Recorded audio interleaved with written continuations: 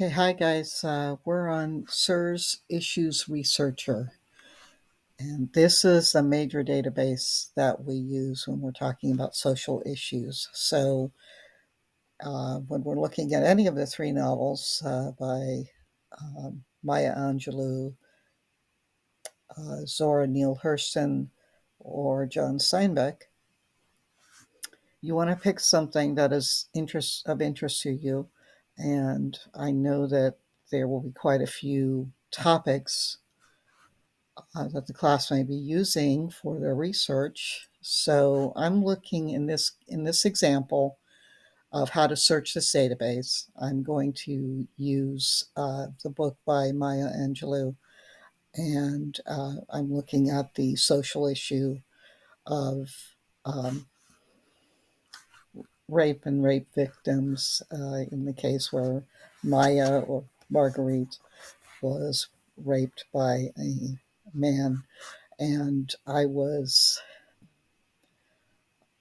focused on the fact that it seemed like that character had a level of guilt about what happened to her.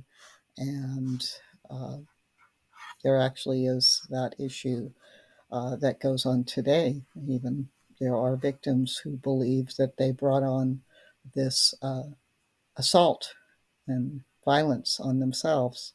So I'm interested in looking up that aspect for my research. So I'm just going to try putting some terms together, and I'm thinking I'll try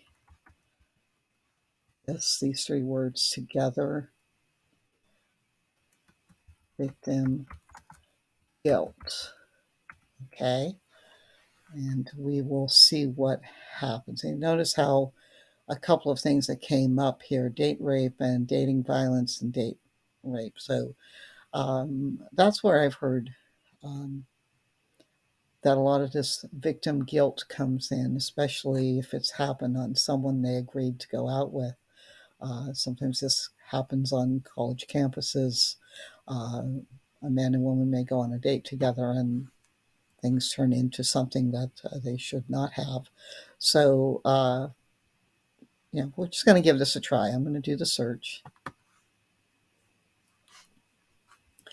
Okay, so if you look over here on the left side, it gives you the types of sources where all of these articles that are showing here in the center of the screen, and it tells you how many newspapers it found articles for, from magazines or books, okay, other web sources, government sources. So there are all types of sources that you can do. If you wanted to limit this to primary sources, you could. If you want to limit it to certain dates that the article came out when it was published, you could do that. At this point, I'm just running a very general, broad, it's not a completely broad search, but uh, we're just going to run this and go with the keywords that I came up with. I kind of just, these came to my mind when I read the book. So okay, so I'm looking here. I'm just going to look at the titles. They're all in hyperlink here. That means you can see the whole article. And underneath it tells you what type of source it is and the the source that it actually comes from. And I'm looking at this one sounds good, rape awareness. The very first one, uh, that might be interesting. It looks like it's a government source. It is. This is a government source here. Okay. So, here's one. This one looks good too: sexting, shame, and suicide. Okay, loneliness. They're mentioning the word lonely here. That looks possible. Um, Reporting rape.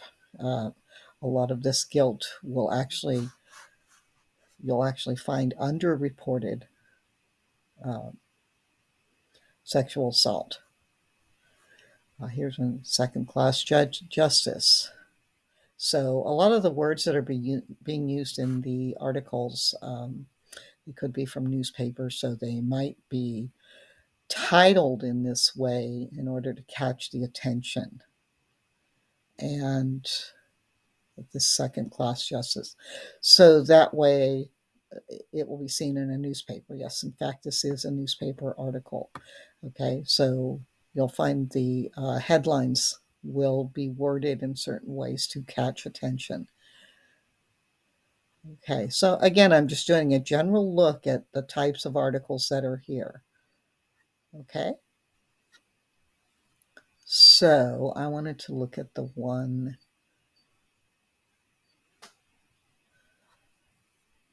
the sexting, shame, and suicide, or just rape awareness. This one looks good because if you notice the first line in the summary here, only 16 of every 100 women report it. Okay, now this was written in 1993. So at this point, I'm not that worried about the age of this article. I could go back over here and set it to be articles that are much closer to the time now. If I was worried about statistics, yes, you would.